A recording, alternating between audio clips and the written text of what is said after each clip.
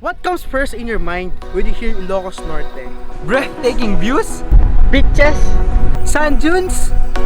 windmills, Churches? Well, you're absolutely right. Ilocos Norte is filled with various wonderful views. Come with us as we visit them.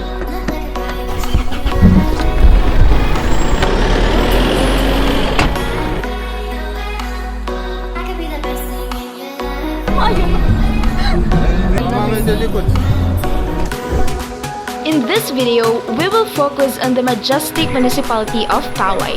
We will get to see the beautiful attraction sites of the town and its cultural heritage. Starting with one of the UNESCO World Heritage Sites, the Paoay Church. Ang simbahan ng Paoay was founded by Augustinian missionaries in 1593 and was a labor of love over time and in the face of earthquakes and other disasters. The Paoay Church history began in the 17th century. What started as a mere drawing turned into a reality. The construction of the simbahan ng Paoay in Ilocos Norte was spread over a century. Beginning from 1604, the cornerstone of the church was laid in 1704, the convent in 1707, and the bell tower in 1793.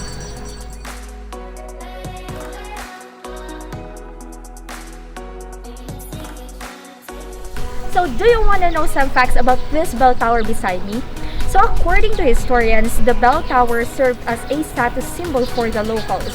The bell would ring more loudly and more times during the wedding of a prominent clan than it would during the wedding of the less privileged. It was also said to have been used as a Filipino watchtower during the 1898 uprising against the Spaniards. Even while still unfinished, Paoay Church was also used by parishioners. In 1896, it was finally inaugurated, but in 1706 and 1927, it was damaged by earthquakes. But of course, its scars made it more beautiful and worth visiting. Because of San Agustin Church, Paoay's historical and artistic significance, it was designated as a national cultural treasure by the Philippine government in 1973 and a UNESCO World Heritage Site among the country's Baroque churches in 1993. Yes, strawberry. Jipin pa pala. Janyog po eh. Tawas mo sang strawberry nga buo. Ito. Ay, ni. Bagin din dito. Oh. Halo to. ay do. Inka Joy, tayo ko mama.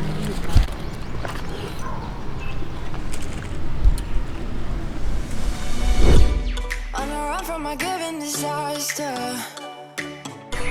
Speed away from the holy mind. Pride.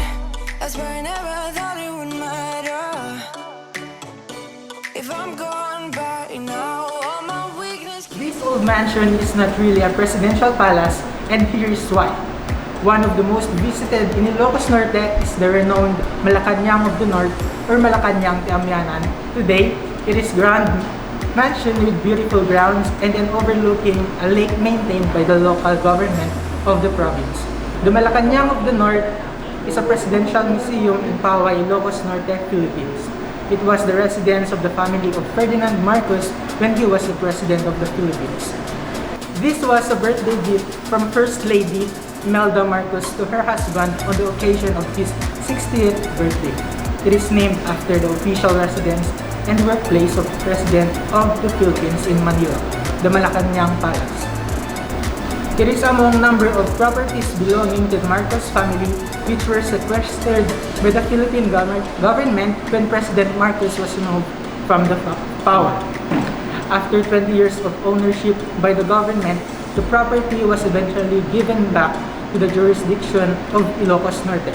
Restorations and renovations were commenced by the region's governor, and in 2011, the property and grounds were opened up to the public as a museum. With its sprawling expanse, this mansion is intricately designed and has a mix of Spanish and Ilocano architecture. The result is quite majestic, and one of its finest features is the magnificent view with the house looking out over tended gardens and the beautiful Paoay Lake. A visit to the Malacanang of the North is a rare opportunity to take a look and experience the life of grandeur of one of the most influential families the Philippines has ever known. The Marcos family was considered the royal family of the Marcos era, and they built many houses and retreats around the country. Malacanang of the North became their official residence in Ilocos Norte, and indeed, Ferdinand Marcos is probably the region's most famous son, and he was the Philippine president between 1965 and 1986. Despite his infamous reputation and government, he was instrumental in helping to shape what the Philippines is today. Paoay Lake is a lake within the municipality of Paoay in northwestern Luzon, Philippines. It is the largest lake in the province of Ilocos Norte and one of the largest natural lakes in the area. It is adjacent to the spectacular Malacanang Tiamyanan. Do you know about the story behind the Paoay Lake? Well, according to the story, the location of the lake is used to be a small and simple village. The townspeople were very dedicated, hardworking, and religious. After so many years, the village became rich and prosperous because of their good attitude, but as the years passed by, pride, envy, and competition against each other developed. There was a couple who remained simple. One night, a spirit appeared to them and told them that the village will be destroyed by the flood.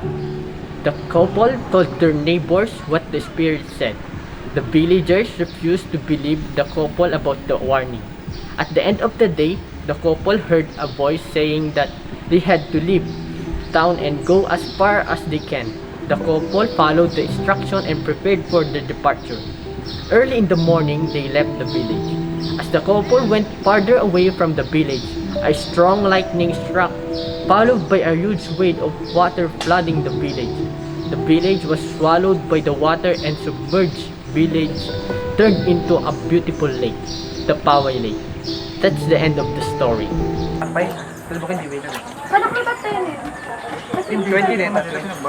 Tripod, sorry. Hi guys! Hi guys! Hi guys!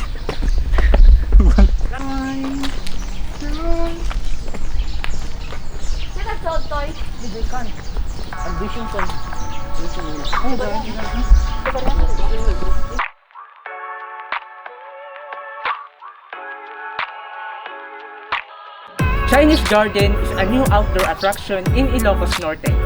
It welcomed locals and tourists in the early March, which eventually became one of the favorite spots for individuals to spend a relaxing day. The Chinese Garden is also a very good place for locals and tourists to experience exquisite architecture as well as discover some Chinese arts and culture. Built right next to the Malacanang of the North, the garden overlooks the majestic Paoay Lake. The main idea then was to boost outdoor attractions. With the ongoing pandemic, the garden now also serves as a space where people can get some much needed sunlight in a safe environment. The opening of the garden coincides with the celebration of 46th anniversary of the establishment of diplomatic relations between China and the Philippines. Officials said that the Chinese Garden is the latest manifestation of the friendship between China and Ilocos Norte, and a sign of cooperation and mutual benefit of both places. Go, go, go!